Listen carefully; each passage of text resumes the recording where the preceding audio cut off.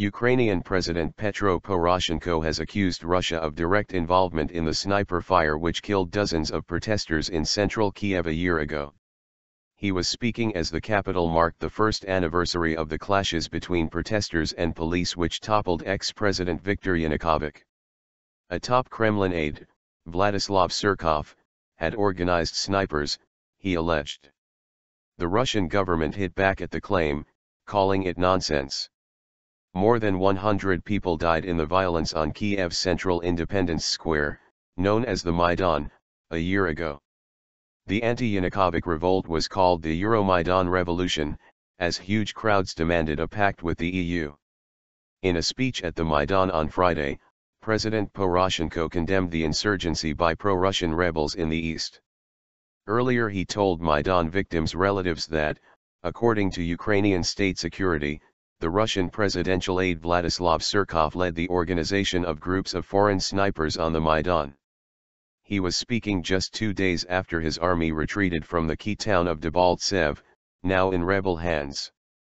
The Ukrainian government, Western leaders, and NATO say there is clear evidence that Russia is helping the rebels with heavy weapons and soldiers.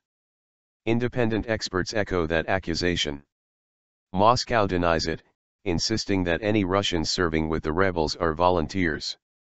A Ukrainian military spokesman, Andriy Lysenko, said more than 20 Russian tanks, 10 missile systems and busloads of troops had entered Ukraine in the past 24 hours, heading for Novoazovsk, a rebel-held town on the coast.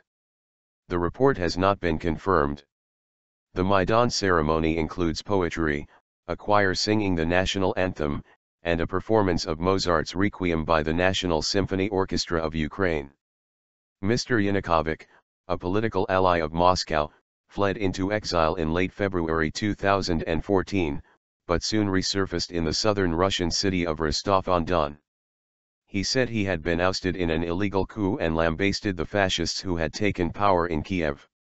For weeks in the bitterly cold winter of 2013 to 2014 the Maidan was a vast campsite populated by the EuroMaidan protesters, who kept police at bay with barricades and burning tires.